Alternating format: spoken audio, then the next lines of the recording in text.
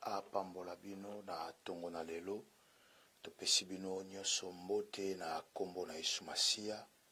Nzambe apambola bino na tongo na lelo. Boye malamu na notre chaîne d'édification chrétienne Cité des Refuges officiel TV. Topesi bino mbote bien-aimé bipai binso bozali kimia na Nzambe eumela na mabota na bino. Nzambe apambola bino. Gloire au Seigneur. Bo limbisi na ngonga muketo zui parce que tozalaki kobongisa toujours plateforme ya mabondeli. Nzambe apambola bino. Bandeko nyonso babondela na YouTube ba comprendre que to kokaki kokota te na YouTube to meki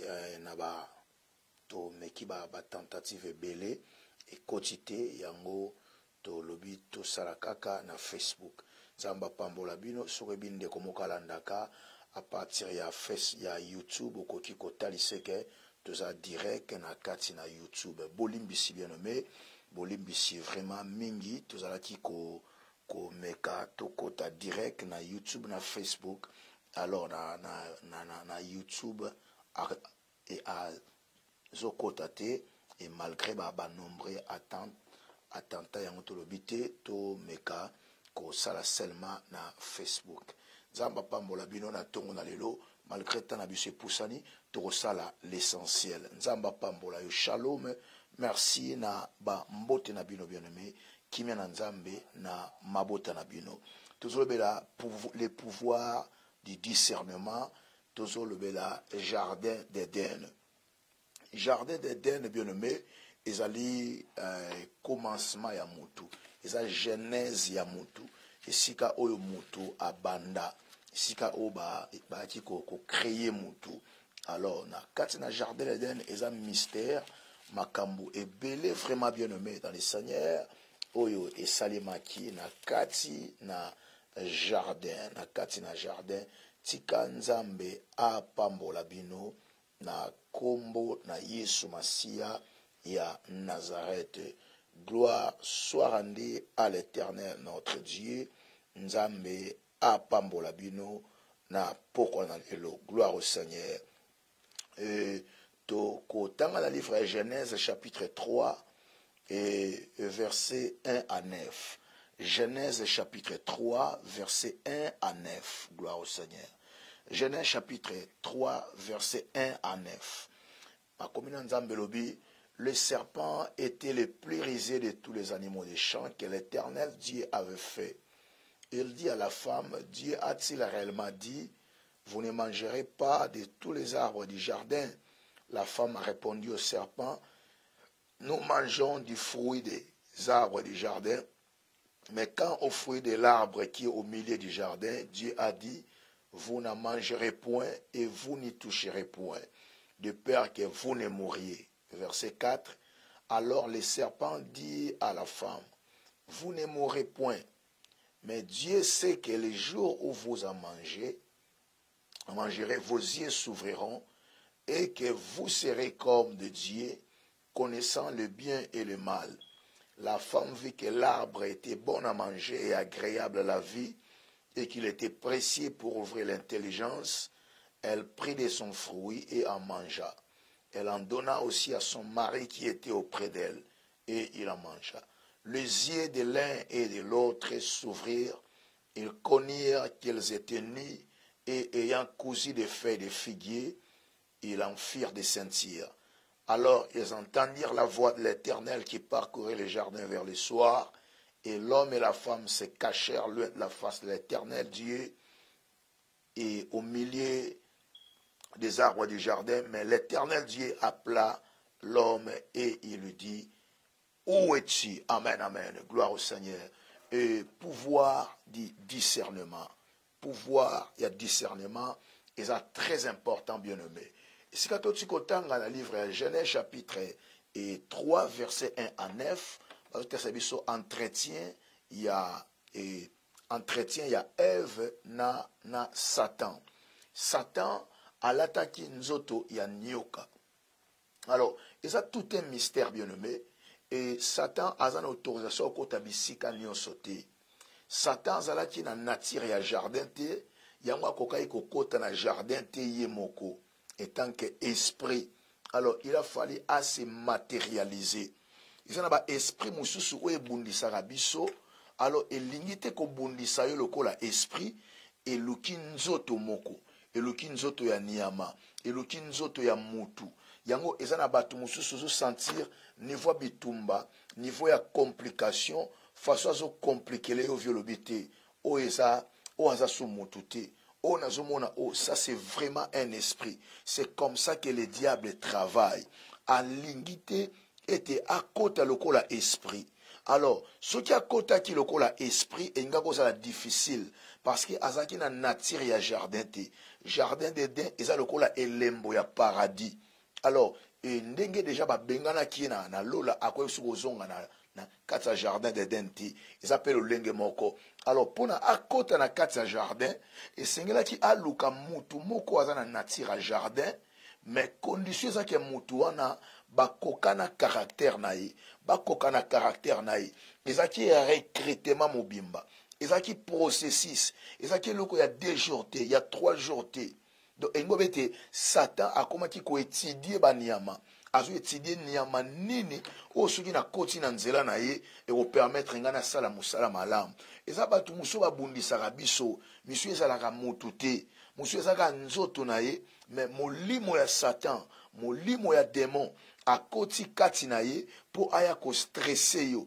Akoti kati na ye, po ya ko memiso problème. Akoti kati na ye, po ya ko sale loko moka mabe na kati na vie na yo. C'est très important, bien aimé. Yango neza beaucoup de difficultés, batu mingi, ba mona kana kati na ba vie na bango.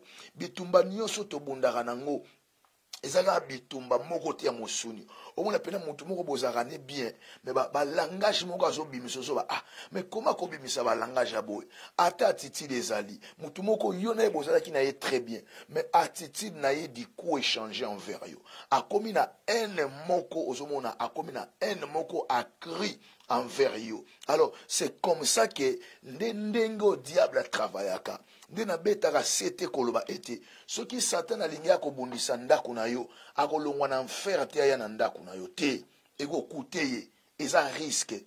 Akoluka nani oyo aza pembeni na yo, oyo akoki ko utiliser caractère na ye pona koya kobundisa yo. Alors, ce qui est loko wana a parvenu, ce qui est dans entourage na yo, a moni moutouté na kati entourage na yo, nde akoluka mutu alibanda aya komema.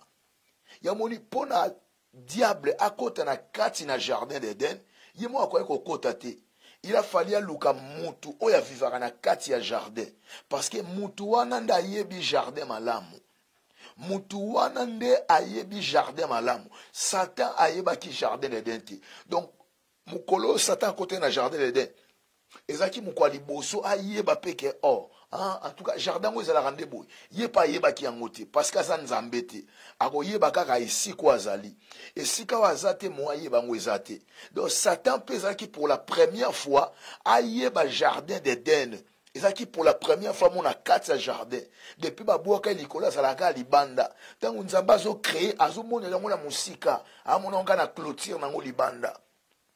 Alors, ayeba ki n'était jardin zalaka ndenge nini. Alors, pour kota na 4 jardin, akoluka nani aza na 4 jardin oya kokani nanga. Nani aza na 4 jardin oya aza na caractère nanga.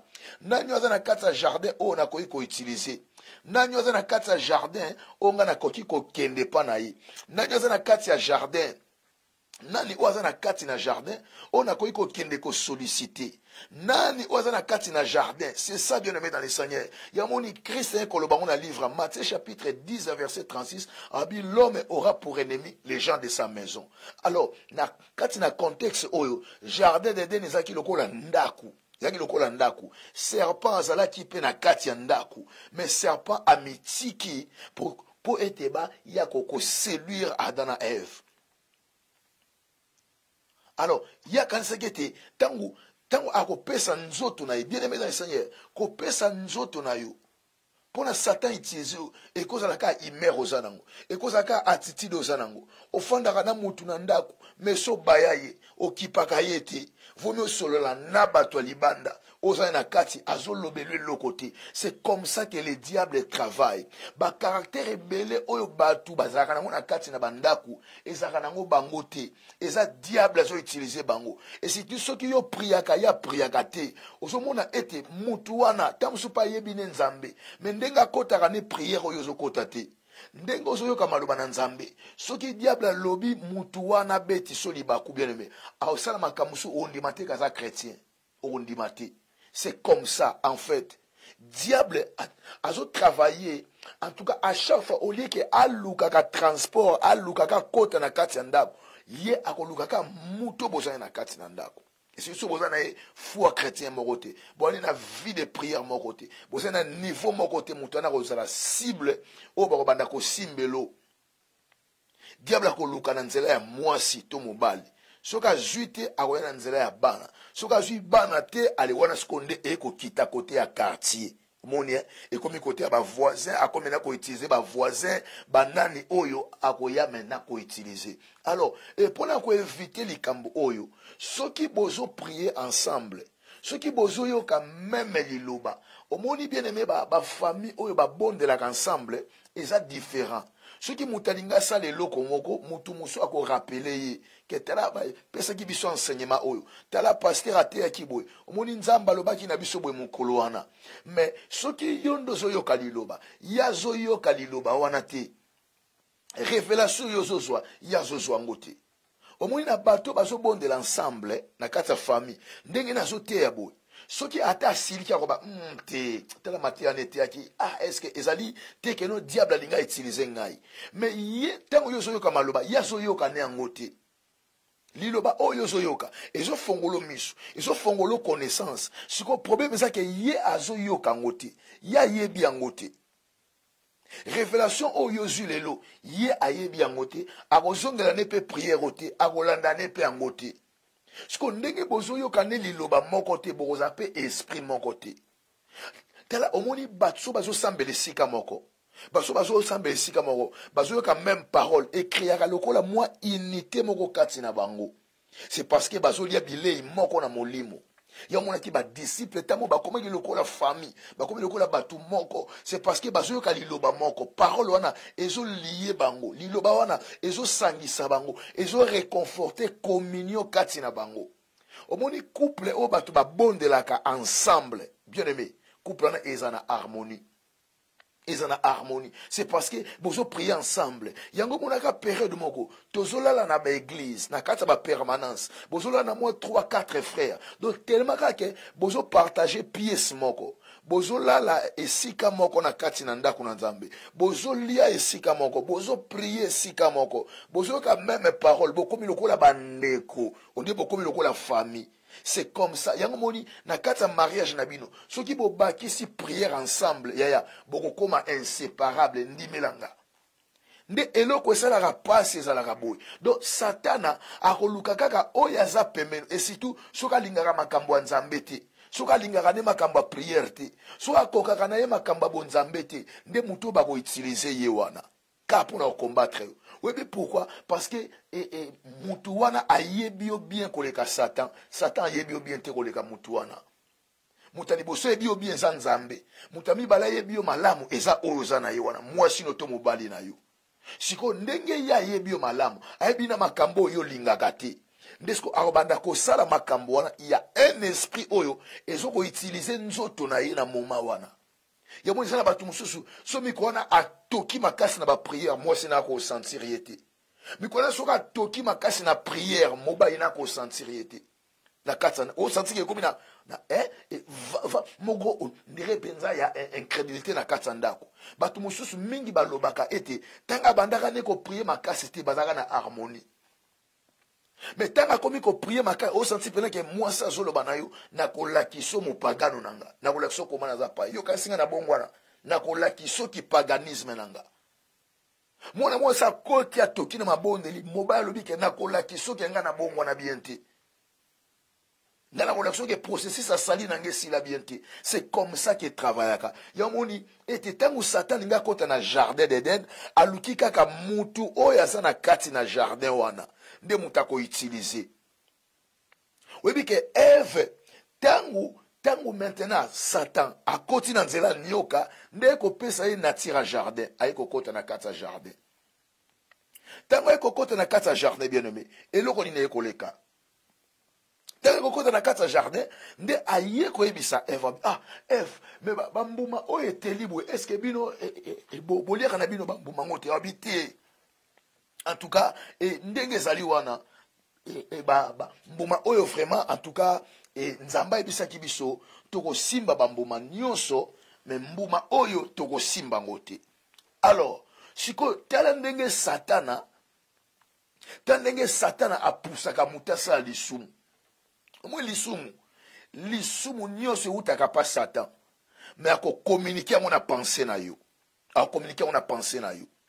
Siko tala maintenant mode d'opération à Satan. Mode d'opération à Satan et pour na asaliso eloko salarate. Tala mode d'opération à Satan et pour na asaliso makambo o ofanda ba ne belo salara na ngote. Aye mena pa ya Ève. Abi Ève. Pourquoi bino bolia kambo moto habité? Nzambe ayebisa kibiso. Tokolia na biso nyonso mais na mbuma oyo nzamba lobaki na biso tokolia ngote. Bien aimé, et faire koyeba liloba eza bien, mais loko ebundisaka lisumu eza mise en pratique à liloba. Alors ayebisi Eve habité boko kufa te. Et statement wana oyo Satan lobaki eza mensonge. Tango bike boko kufa te eza mensonge. Parce que mukolo baliaka mbuma nde mukolo bakufaka na molimo. Physiquement. Donc tango Satan ayaka kopesa yo kanda na motema, sala boy, finga e boy, loba boy, ako bomba conséquence, ako révéler conséquences te. Ako révéler te que soko sali loko e ko meme loko boy. Yango c'est important tous en a discernement d'esprit bien nommé. Ton a discernement d'esprit, esprit. Bien Seigneur, histoire ya jardin Eden, et so talisa biso comment esenge na biso tozala na discernement. Dans la Genèse 1, Nzamba créé Mokili. Dans la Genèse 2, Nzamba créé Moutou. Mais dans Genèse chapitre 3, Nde Mukolo Basumu ki ba bengani bango libanda jardin. Dans la Ebela ba chapitre où ils en a 4 livres à Genèse. Omoni, na 50 chapitres dans livre à Genèse, mais dans jardin d'Éden seulement dans chapitre 3 ya pamba. Où ils appellent comment Satan a attaqué Kalibala. Ce qui bosa langage mon côté. Borokabwana. So boza langage mon côté boza na harmonité. Au cause na posa ya ko réussir, mais ceux qui partenaire mosusu azana souci yo za na ngote et ko marcher te. Réussite libala e dépendra na mutu moko te, zo dépendre na batu mibale. Réussite ya foyer ya mariage, eza facteur ya mutu moko te. Mutu moko cause na 400% ya volonté.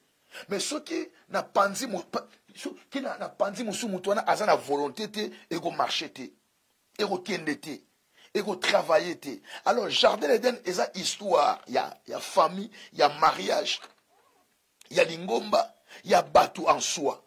Ya mo na kata ndako na kata libala yo koza na volonté ya ko bongisa mais na vie na yo o échouer na mariage. C'est parce que partenaire mususu azali na volonté te ya go travailler ensemble. Au cause de la mutu malamu mo échouer na mariage.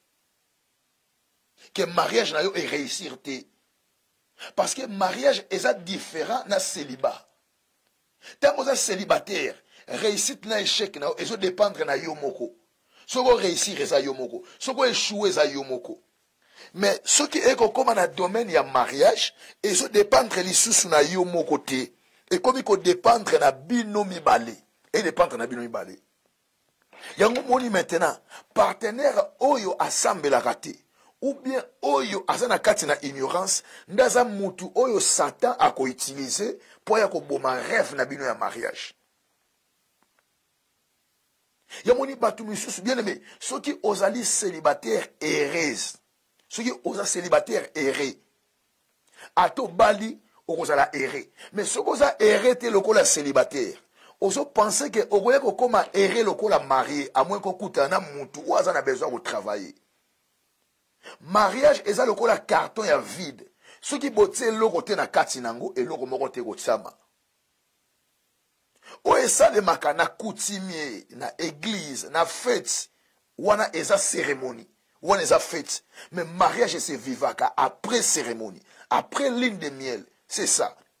Mariage est un fruit à travail. Ceux qui vont travailler et l'eau comment on au marché. Yango ezana mutu mususu. Tant yoso mone aza célibataire, aza femme seule, aza homme seul, ozo juger lokola mo pagano. Ah mais yépé. Ah ceux qui pena semble à solo. Mais pourquoi aza yemoko? Pourquoi balate? Pourquoi moi satikaye? Pourquoi mo balatikaye? Ceux qui n'ont côté na domaine on a té. Tant yo moni que mutu abota. Mutu azaki na mariage ne kufa. Tant yo talaye, o juger ce qu'on lokola mutu moko échoua na vie. Que mariage ne réussi ça gâté na vie. Et cause la tournaye, tout compte cause a peu tournaye té. Na domaine ya mariage, et ça domaine au diable a travaillé à ma casse pour encore ruiner ba rêve. Ce qu'on tombe na libala ya mabe, au côté na foyer ya mabe, au go vivre moulaïté na mokili. Au vivre moulaïté. Parce que circonstances au coup na kata foyer wana ego memelo maladi.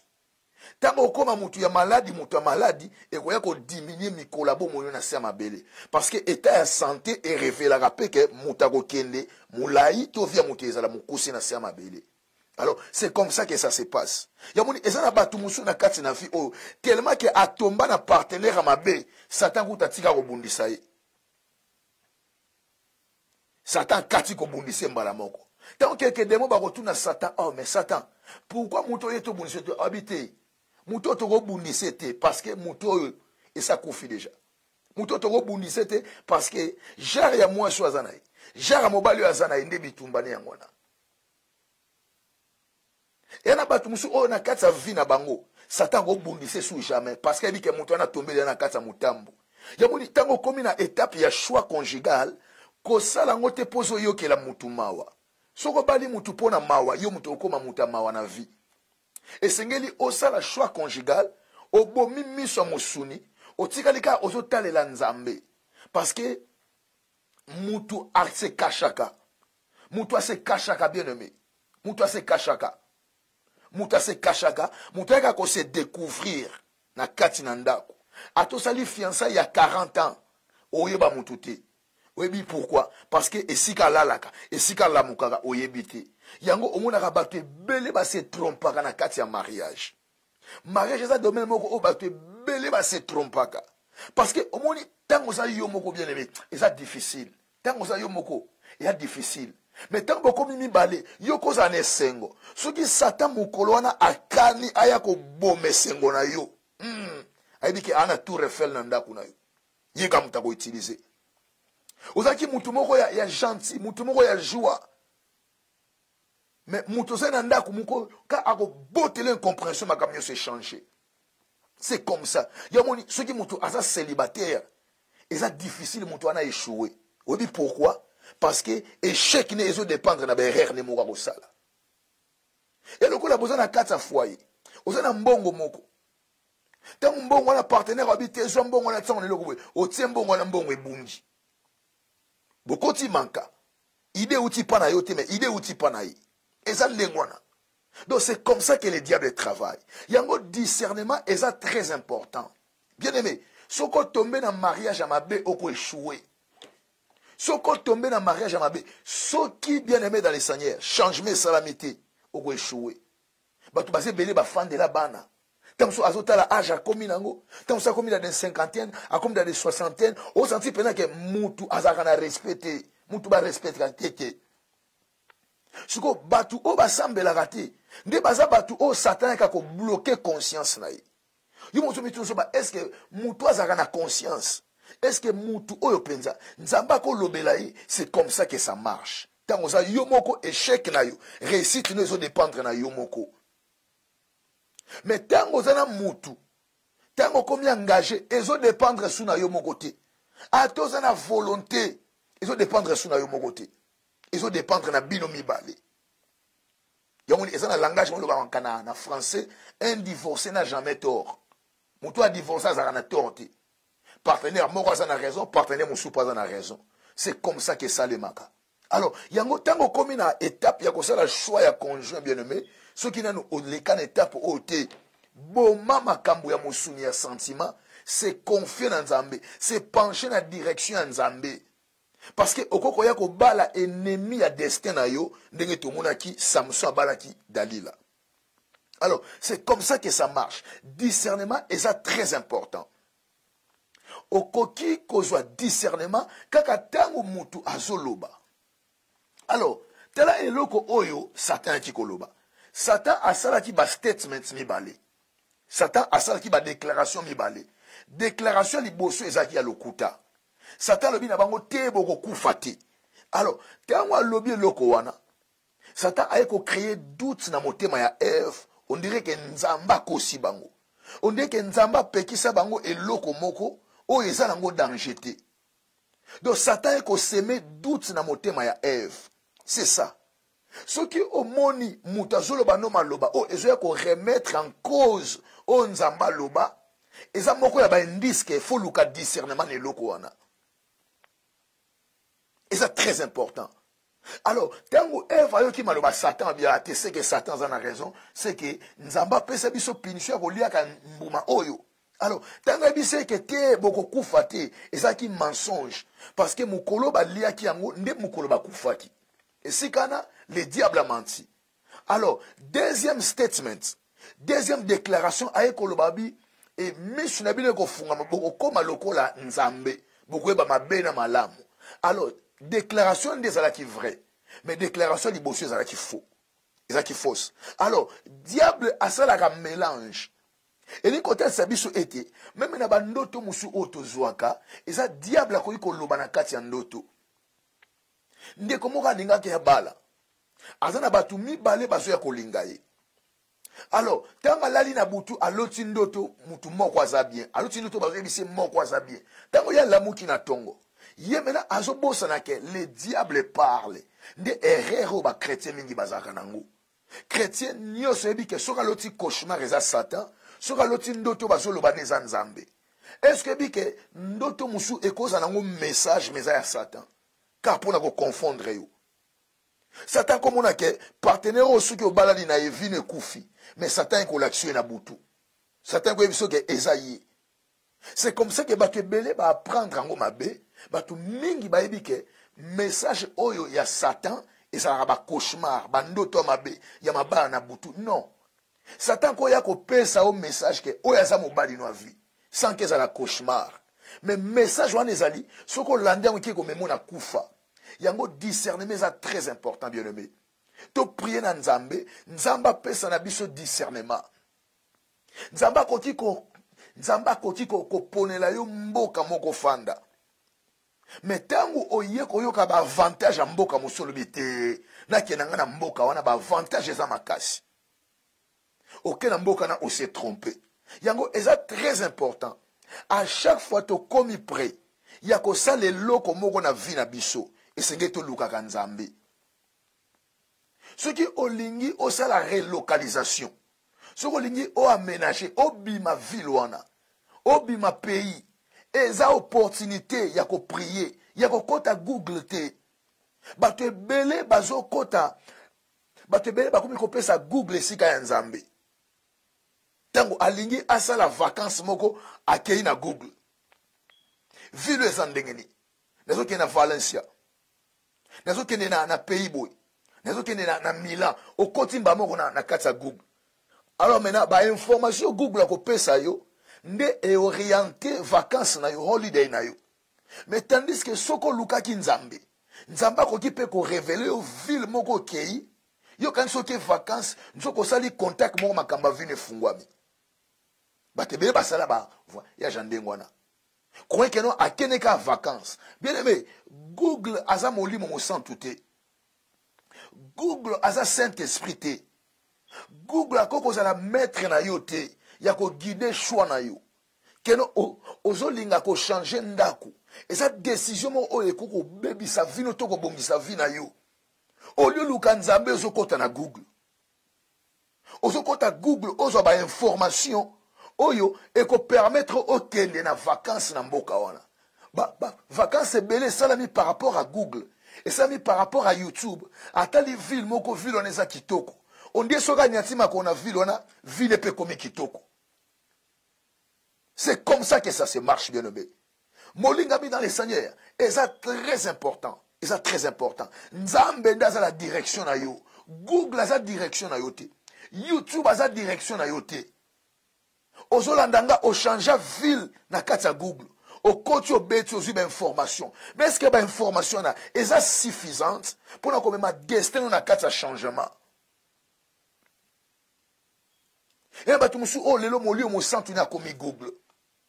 Mutu lelo o Saint-Esprit na komi YouTube. Soka linga décidé à côté na Google. Ceci me rappelle histoire en Ndekomoko bien aimé. 4 ans passés, Ndekona linga bala azoluka ba statistique ya basi ya pembe na ya mwindu na kata YouTube. Pona décider azana ba proposante mibale azolinga proposer bango. Maintenant akanisa simito habité il faut na kota na YouTube. À kota zotala. Na YouTube eza rempli na expérience personnelle. Moutasali expérience personnelle na ye azu vidéo à poster. Expérience personnelle ya mutu eza direction moli o mo santuté. Et là monsieur koza la mabe pona ye meza bien pona yo. Et là monsieur koza échoué pas mutu na meza ya yo pour eza bon na destin na yo. Alors toi on a besoin de discernement ya Nzambe. Soki yo nanga toza Eve et que za na mbuma moko Nzamba pekisa biso kolia. Soki mutu moko ko yebisa biso ke mbuma na to liango bien aimé. To lukana no Nzambe. To luka Nzambe ko ba Nzambe mais yo lobaki na biso to liango te. Mais tela mutu moko ko présenter biso lo kango to liango. Muta lukaka information so ke na avantage na ye. E va fanda na kati na ndaku wana, na kati na jardin, amona ka mbuma wana epesa ki apetite. Mais tengu Satan lobi yango eva zu apeti ya mbuma. Ye eva yeko pusana. Eva ayeko yoka mena posa ya mbuma wana. Oh, esengela ki ndenge Nzamba bande ko yako tala bango chaque soir. Esengela ki akanga motema azela. Aloba te Nzambe, to bande ko zona pourquoi? Parce que comment qui presque pourquoi? Nzambe pas zoya na ye. Ndesika Eva ninga ko ba Nzambe, mais lo baki na biso to liate. Mais c'est comme ça bien aimé. Lelo Satan akoyate en personne na miso to nyoka. Akoya na makanisi na yo. Est-ce que nano mona te oso ningo kende sika moko? Et moi oso mona ndetso kende te. Soko komi na niveau ya biloko confusion bongo. Eza ba étincelle. Eza ba indicateur ezola ki sa fulu kanzambe. Na keto na kendete.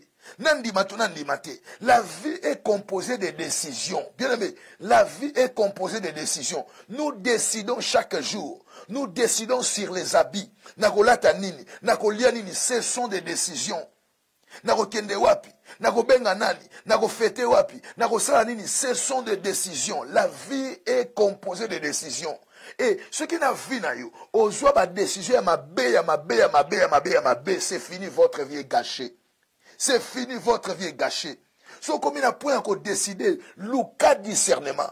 Ko sala tendenge Eva salaki.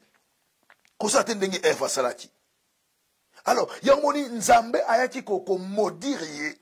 C'est parce que et si quand a tout ça qui une autorité établie, azo ki Nzambe lokola menteur.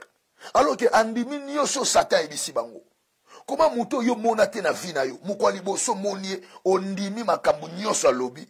Mais tandis que mutu oyo a créé kayo, oyo yaka kotala bino na jardin.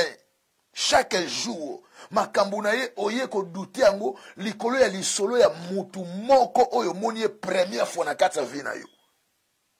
C'est ça bien aimé dans le Seigneur. Mutalinga makambu ekenda na avantage na ye.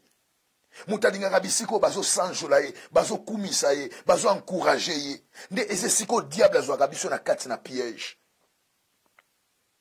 Alors, ce qui yonanga toza lokola ba Eve, et que toza na mbuma moko to lia kate, mutu moko ayeko convaincre biso to lia yango.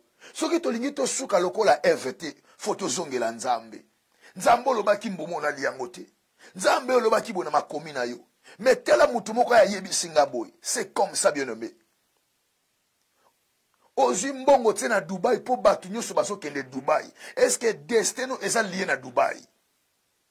ozwi mbongo ozokende nzela ya ngwanzu nzela ya Chine po bato bazokende nzela ya Chine ezorépondre est-ce que destin na yo eza lié na Chine mutu na mutu destin na ye eza lié quelque part na monde ena bato mususu abonga sanka ya potoka en Afrique vine pezo na ngokimia afanda ne pekuna afana ne pekuna poto ta mususu ya ba vacances aye ne atambuli azongi na ye mais vine bonga na Afrique et siko bato bazo souffrir ya retrouver vikuna mutu na mutu azana zone moko géographique na monde o nzambe akatela ye o nzamba destina pona ye o nzamba destina pona ye mutu musu pa fanda na poto e réussissate ake na Afrique afande a s'installer makambo e réussir donc soko komi na niveau ya kozwa décision moko c'est important bien aimé luka discernement et surtout bien aimé ceux qui au komi na situation yelo komo o ezo confondre yo que nzamba loba boy Satan loba boy eli ko loba wana buaka raisonnement na onyoso siko zongela nzambe soko komi na eloko moko ezo confondre yo et na bato belé o lelo bakoma kolela c'est parce que mutu moko ya ko proposer à mutu en tout cas est-ce que na ndimete na ndimete donc soko moni que okomi na doute c'est que oza na réponse te na kawana c'est qu'on a une réponse à problème wana et c'est que maintenant on se confie dans Nzambe ce qu'on y a bisa Nzambe le Nzambe anga na suki bien aimé discernement c'est important to ruiner ba famille na bisoté to ruiner ba foyer na bisoté to ruiner mangomba na bisoté to ruiner bana na bisoté to ruiner vie na bisoté bien aimé dans le Seigneur ce qui te se pencher l'intelligence na biso to kokate ko koma ne sika o Nzamba zo bongisa. Et ma décision lokola yakobala oko zongwa la légèreté. Ba décision lokola yakobala mutazo yako linga yo so linga mutu. Oko sala ba prière à 3 jours t'es jamais bien aimé. Mutu ko fanda ne vie mobimba pour les meilleurs et pour les pires. Oko sala la prière à 3 jours pour décider na vie na ye. Tala domaine à mariage eza domaine moko eza compliqué. Ba so bengango pour les meilleurs et pour les pires. Tant que pour les meilleurs et pour les pires, tu vas cancer. Meilleur est à 50%, pire est à 50%. Au combat, la moutou moko oyo, moutouana a même 80% pire. Na kata vina yo. 80% on a. Et quoi valer puissance, et quoi valer pourcentage nyon c'est meilleur. Et que au fond, il prend na kata vina bi, eh, nga yo ba quarantaine penako. Oh, 40 ngozo koka, na vina nga na sepelité. Eh. Cinquantaine yango nazo kende cinquantaine na vie nanga na tikali ko se retrouver te. Soixantaine yango nazo kende. Na tikali ko se retrouver te na kati na vie. Bien aimé, institution bazolo ba pour les meilleurs et pour les pires. Mais c'est ngilo yeba. Pire yango ezandenge nini. Parce que ça na pire musu comme attend boza ensemble. Et na mutu musu akouta na pire na makila na ye. Azana makila ya pire. Azana makila ya pire. Tango ya sangisi makila na yo sili, vie de baby, vie na yo sili kundami. C'est alors que ba via ba te belé et so beba ndenge wana. Tika nzamba peso discernement bien-aimé. O kwe na mutambo te, kolanda te ka sambelaka, o ateyaka, o ayembaka, bien-aimé dans le Seigneur. Muta koza la sala musala. Mais ceux qui mutuna na kutani na nzambe personnellement te, a koza la mo pagano me ya motei, mo pagano me ya moyembi, mo pagano me ya modérateur, mo pagano me ya intercesseur, mo pagano me ya chantre, mo pagano me ya protocole, mo pagano me ya évangéliste, mo pagano me ya prophète, mo pagano me ya pasteur, mo pagano me ya apôtre, mo pagano me ya docteur, mo pagano me mokambi, mo pagano me diacre, mo pagano me mobeti mbunda munene na ndaku na nzambe. Kolanda teke mutu a priaka, o te asambelaka, o azaboye, pour les meilleurs et pour les pires. Est-ce que on comprendra la phrase wana? Est-ce qu'on comprendra la sens wana? Pour les meilleurs et pour les pires. Et na mutu musu abotama na famille ya pire, azana makila ya pire, azana caractère ya pire. Soko jue na vie bosana meilleur, bosana meilleur, o komi pire, vine komi ya pire, bandoto ya pire, esengo ya pire, oko seka kaka na maboke, oko seka kadibanda, oko tika lo seka na ndako te. Yana batu oyo, asa définition parfaite ya pire, na caractère na ye, na bizaleli na ye, na lolenge ne ya kozala. Tant bazoba pour les meilleurs et pour les pires, c'est que ça domaine moko ya kosala bokebi, ya kosala bokebi. Batu mingi, jamais basouataka a comme dans un deuxième mariage, a comme dans un troisième mariage, a souhaitaka ngote, mais là c'est retrouvé dans ngopon nini. Kolanda beauté te, kolanda maquillage te, eza ba poudre pamba, boto esengeli attirer yo, ezali motema, eza caractère. O eza na kati na intérieur ya mutu kolanda démarche te kolanda te ke ye pantalon esimbaka ye e nzambe nanga mwana mobali osoka alati veste non batu bilambe esimbaka bango ezali cause so kolandi wano sambwe olandi wano sambwe okolela ozobenga tozolendiso kaka mama courage mama persévérer papa zwa makasi e nako prier kaka pona yo nga nazo prier me mutu azomona ngo eza yo oyo azoyoka ngo eza yo oyo azoyetola ngo eza yo biso to bando prier kaka mama courage omoni zwa makasi ezwa makasi me yo kuna tension ezomata ekomi boy bien aimé domaine bibezo pour les meilleurs et pour les pires hein yango presango ya nini mbangwango ya nini donc tango ki pour les meilleurs et pour les pires yo te meilleurs eza liboso eko simba to kende kaka to komesana kaka to fona ndako boko mesana binemi bato musu na vina kangama enemi te mais aina ndako bazo kangisa enemi akongo mesana biso to kolendiso kaka ndetinga boy kobanga te ndetinga boy noza disponible luka rendez-vous benga na kolendisa yo na kopesa ba verser nde kozwa kaka makasi mais yo zo fanda kuno zo mona ngo ozo yetola ozo yetola mulunga ben compréhension ozo yetola mulunge mais muto bomaki motema oh ça c'est mon cœur et mon bébé alongwe beba komi koko bien aimé c'est très important ozo monango biso tozolende sokaka mama persévérer femme soyez soumise et papa makasi kaka la persévérance kende kaka parce que ngai nakotika le biso jamais boma nakotika le biso te nakotika biso kaka vivre continuer parce que bible bike mutu moko takabula o nzambe asangisi ngala kolendi sokaka mais yo muto fandisi ya place yo ndozo monango pasteur alendisio na téléphone combien de minutes 10 minutes mais tango zongi na ndako abotelo ki mopagano encore satan soka bimisilio maseke ne kotaka te ekotelema maseke na ye azo memelo ba problème ndenge na ndenge yango bien aimé soko zwa ki tenter ya kobondela avant okota kobanga te ozana temps ebele ya koprier mais comme déjà trop tard o prier ce qu'on a kati ozo ba marteau okene bwe bire okoti prière oyebo okamwa mais muto mutabanda obenga chéri bébé ye wana habite na kobimisilo maseke na la kisoke naza mopagano mwasi naza mopagano mobali na kotiko boyete ba domaine musuna kati na vie na biso o ezali ke décision na yo il faut o associer yango na nzambe il faut nzambe a approuver yango na batu mususu ki bakutana kana batu mususu te na vie mbele lelo baza batu mususu mbele lelo tozolo baboye te soki bakutana kana babomi ngonga te mbele lelo baza batu mususu baza mibali misusu baza basi misusu mais c'est parce que bakutana kana batu moko baboma bango ngonga muto na lié au 20 ans, lié au 30 ans. Webi lelo, ato koti na kata libala. Ato koti na kata libala, mais bien aimé le Seigneur, ba ane ya bolenge, ou le qui sont déjà yomoko. Ou le qui sont déjà ndengwana. Yango c'est important, quoi associer nzambe na nyonso. Bien aimé, Dieu parle, le diable aussi parle. Dieu parle, le diable aussi parle. Ce qu'on dit makate que Satan lobaka, Genèse 3. Soki yo kanisaka ndoto nyonso eza message nzambe Satan aussi parle. Satan komona ke yo na mutu eko simba te ma eko peso vision. Siko tema ke yo komida na sentiment mutu wana. Mutu oyo nano ebi volonté nzambe pona yete me mutu wana ozo ebise ke soki na moni ote na lala te me na butu oronflaka. Ozo ebise ke soki na moni ote en tout cas na lala te.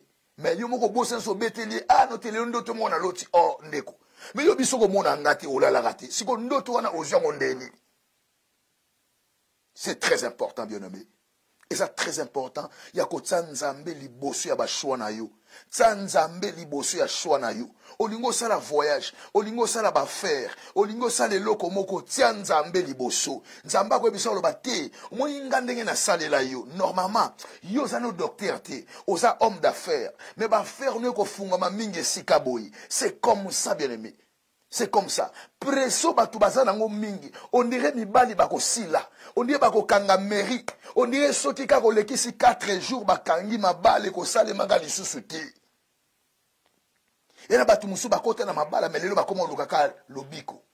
Ah non tenga pena en tout cas et na kati vie simbité. Mais am nange kota ka lola. Am nange kota ka lola. Tika nzamba pambolo na kombo na Yesu Masia. Tozo bondela nzambe bien aimé. Que nous puissions nzambe merci. Loba Seigneur merci. Merci na grâce na yo. Merci na ngolu na yo. Merci na makasi na yo. To bonde na kombo na Yesu Masia. Alléluia. Banda ko bonde la bien aimé dans le Seigneur. Bando prier. Gloire au Seigneur. Alléluia. Banda ko prier. Bando bonde la. Bando prier dans le nom de Jésus-Christ Nazareth, alléluia.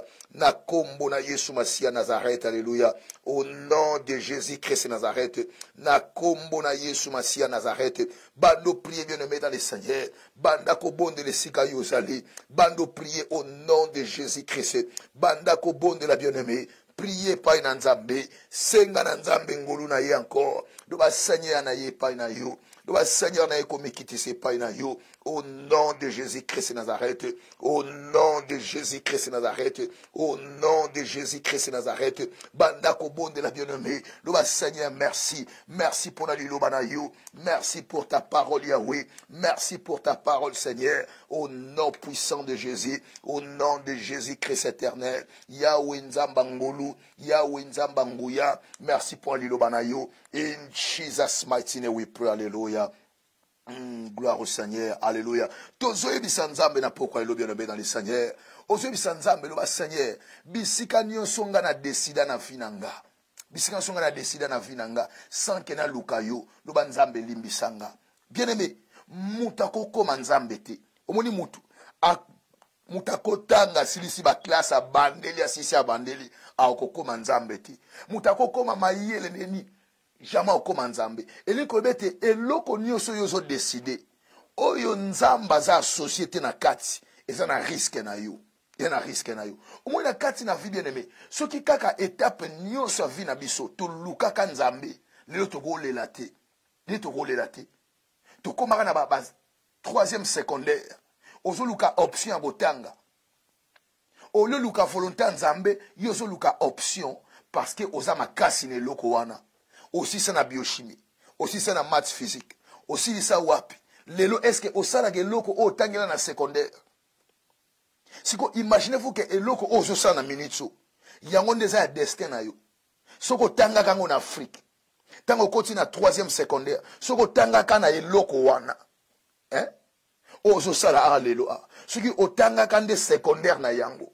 O kote la kango université. Tango zo ya a makamuningo za nde mususu.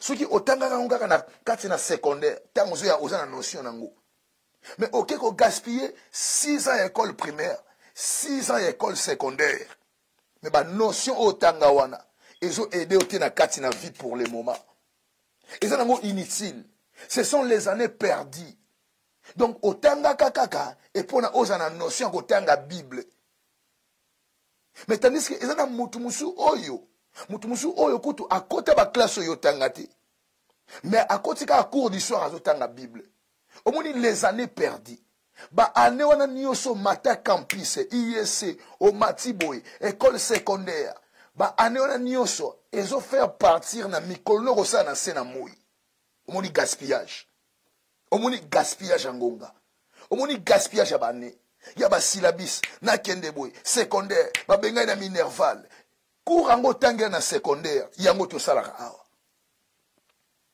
C'est parce que comme à un moment où on a décidé, mais on associe qui nzambe te. Ba mingi kutu na ba âge on avait école secondaire et on a na yebine na nzambe te. O kenda ko tsa ba stress, ya ko mémoriser ba cours, o repêcher, o sala ba examen et lokwango ezane sikate na destin na yo. Non, on les a perdu ya temps. Et ça perd ya moment, et ça perd ya énergie. okenda ko encombre cerveau na yo na ba information oyo eza nango utile te na kati na vie na yo nango utile te. Maintenant français otanga eza nango kaka ya monoko mutu pa ko sa ne pe cours d'histoire mais eloko tangelaka wana yango tozosala na kati na vino lelo eza perte ya temps. Esengeli o admettre yango, esengeli o ndima yango. Loba nzambe limbisanga na nyonso na salaka na vie nango na desidaka ngamoko. O na salaka sans discernement. Oza otambula mangomba, okota bisika muso yo moko lelo zo beti eza bisika ya mabe. Est-ce que lukaka direction nzambe ozo prezo ba nzambe na yepa na yo yo kelanga mawa Seigneur na zwaki esika na yo na décida ki olina luka yo kelanga mawa na pokwa lelo to bonde na kombo na Yesu Masia. Alléluia. Au nom de Jésus-Christ Nazareth na kombo na Yesu Masia Nazareth bien-aimé banda ko bonde la au nom puissant de Jésus-Christ banda penza ko prier bien-aimé ozo bonde na butwa lelo na kombo na Yesu Masia Nazareth banda ko prier bien-aimé luka elongi na nzambe loba Seigneur limbisanga na pokwa lelo éternel na pokwa elo nzambe yawe na Seigneur yo kelanga mawa banda ko prier bien-aimé loba nzambe yo kelanga mawa Seigneur pardonne-moi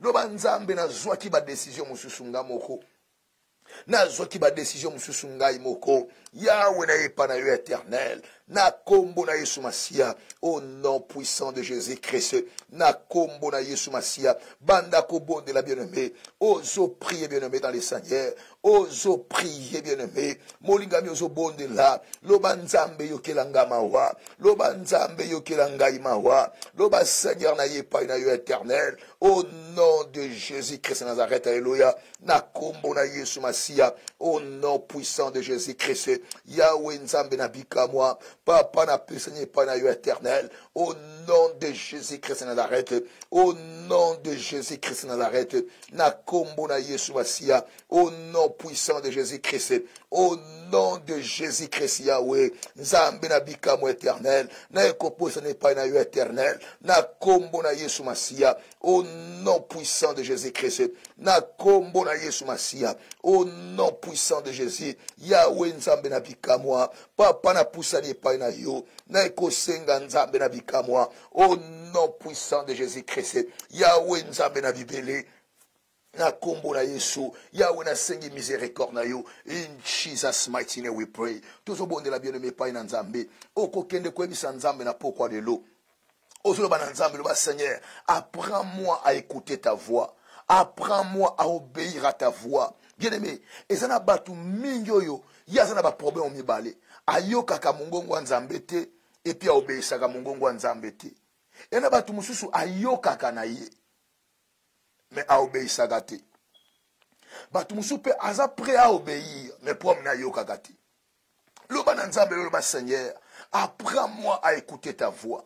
Webi soko yoki mongongo na nzambe soki ata Satan aye na forme ya serpent bien-aimé soki oyoki et puis ozo obéir yango. L'obéissance ya liloba nzambe c'est ce qui nous pousse à dire non au diable. L'obéissance de la parole de Dieu, l'obéissance de Dieu, c'est ce qui nous pousse à dire non devant les offres du diable, devant les propositions du diable. L'obéissance du Seigneur. Yango pour ça que Joseph a loba non na moi c'est à Potiphar. L'obéissance à Christ. Yango pour ça qui est na kati na désert. Aloba na Satan était. Et comment na kufuka melakaka nzambe. Molingami dans le Seigneur. C'est ça.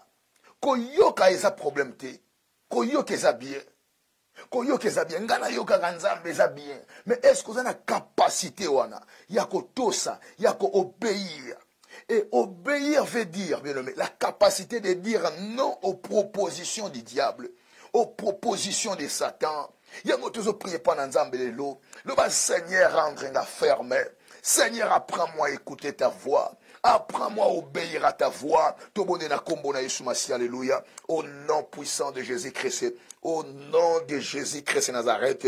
Na kombo na Yesu Masia. Na kombo na Yesu Masia. au nom puissant de Jésus-Christ. Yahweh Nzambe na bibele, papa et pai na yo éternel, au nom de Jésus-Christ, Yahweh Nzambe na bikamwa, au nom puissant de Jésus-Christ, Yahweh Nzambe na bibele, papa et pai na yo éternel, Yahweh Nzambe na bibele, Yahweh na poussani pai na yo éternel, au nom de Jésus-Christ Nazareth, papa et pai na yo nkolo, Yahweh Nzambe na bibele, na poussani pai na yo éternel, au nom de Jésus-Christ Nazareth éternel, Yahweh Nzambe na bikamwa, papa et pai na yo éternel, au nom de Jésus-Christ, au nom de Jésus-Christ, Yahweh na poussani pai na yo, Yahweh na poussani pai na yo éternel, au nom de Jésus-Christ Nazareth, Yahweh Nzambe na bikamwa, papa et pai na yo éternel, au nom de Jésus-Christ, Yahweh na eko poussana, apprends-moi t'obéir éternel, yako obéir na commandement na yo, yako obéir na commandement na yo, na kombo na Yesu Masia,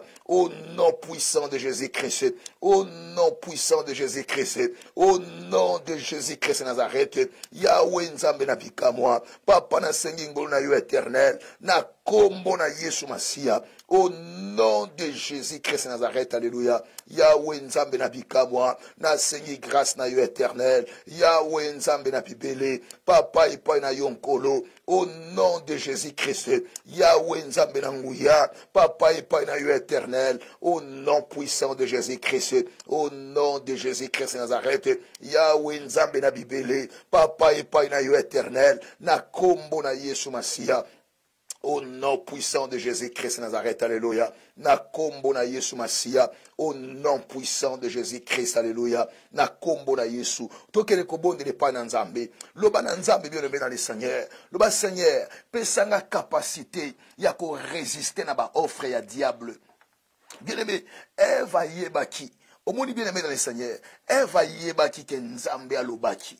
Eva yebaki. Ozo kene ko prier pa na Nzambe. Le Seigneur pesanga capacité ya ko se laisser faire te, ya ko se laisser séduire te, na ba attaque ya diable, ya ko se laisser séduire te, na ba offre ya diable, ba mususu ki yo siliki, omoni o priya kana yo, mais esiko diable zwaka yo ezana kanda, soko siliki ozaka na contrôle te, soko yo siliki bien aimé dans le Seigneur. Comme na yo ezali ete opriaka na yo mozaka nde na makanisi ya mabe okaniselaka bato makambo moto asali te nde eza esika oyo. Ce sont les offres du diable. Offre ya molimo eza kaka eloko oyo te eza mbongo, mais c'est eloko ezoke na avantage na yo, eke na avantage ya dignité na yo, okende koprie pa na Nzambe, loba Seigneur na ye pa na yo, na ekosenga grâce na yo, tobonde na kombo na Yesu Masiya, alléluia. Au nom de Jésus-Christ, au nom de Jésus-Christ, au nom de Jésus-Christ, au nom de Jésus-Christ, au nom de Jésus-Christ, au nom de Jésus-Christ, na kombo na Yesu Masiya, na kombo na Yesu Masiya, na kombo na Yesu Masiya, na kombo na Yesu Masiya, au nom puissant de Jésus-Christ, au nom de Jésus-Christ, au nom de Jésus-Christ Nazareth, alléluia, na kombo na Yesu Masiya, papa na poussani epai na yo, Yahweh Nzambe na bikamwa, papa epai na yo éternel, Yahweh Nzambe na bibele, papa epai na yo nkolo, Yahweh na sengi epai na yo éternel, le Dieu de grâce Yahweh, au nom puissant de Jésus-Christ, alléluia, na kombo na Yesu Masiya Nazareth, Yahweh na poussani Seigneur, na ekobonde epai na yo, Nzamba ngolu Nzamba bikamwa, papa na poussani epai na yo, Yahweh Nzambe na bikamwa, au nom de Jésus-Christ, au nom de Jésus-Christ, au nom de Jésus-Christ Nazareth, Yahweh Nzambe na bikamwa, papa na poussani epai na yo, Yahweh na ekobonde l'éternel, au nom de Jésus-Christ, Yahweh Nzambe na nguya nkolo na ngai, na poussani bosu na yo éternel, na kombo na Yesu Masiya, au nom puissant de Jésus-Christ, na kombo na Yesu Christ Nazareth, alléluia. In Jesus' mighty name we pray, alléluia. Alléluia. Tokene kobonde le pa na Nzambe bien-aimé. Otokene koyebisa Nzambe na buto lelo. Loba na Nzambe Seigneur, je vais dépendre de toi. Ata eloko wana na yebi yango Nzambe, mais na lingi na dépendre na yo. Na lingi na dépendre na yo Seigneur. Yahweh salanga ngolu, ya kobanda ko consulter yo. À chaque fois na komi une étape moko na vie na nga na lingi na zwa. À chaque fois, bien-aimé, école primaire, ils a passé.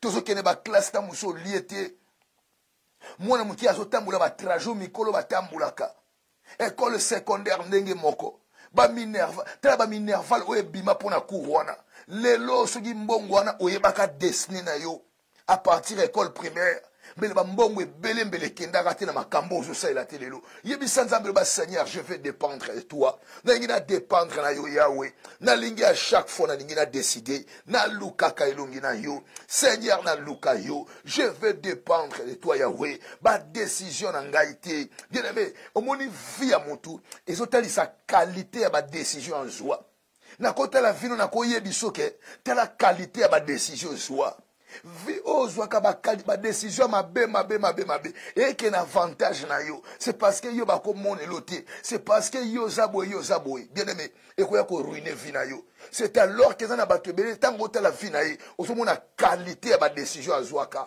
arronja vie na ye lo basagia na lingi na dépendre na yo na lingi na talela yo na kati na vie na nga to bonde na kombo na Yesu Masi alléluia banda ko prier bien aimé dans le Seigneur tozo prier pa na Nzambe banda penza ko bonde la yebisa Nzambe na butwa lelo lo Seigneur na lingi na dépendre na yo na lingi vie na nga mobimba Yesu na dépendre na yo éternel papa na tambolinga moko na conduire vie na nga moko mais réussir te éternel kotika ngai te na bunga kotika ngai te na zo ba décision o lobi na kolela kotika ngai te na zo ba décision o lobi ko coûter ngai kotika ngai te na zo ba décision o lobi na koloba si je savais Yahweh yaka okambanga Yahweh yaka otambusa ngai kotika ngai te na zo ba décision o lobi na koya kolela na yango kotika ngai te na zo ba décision o lobi Nzambe na koloba si je savais Yahweh yaka okambanga nalingi na dépendre na yo nalingi na dépendre na yo banda ko bonde la bien-aimé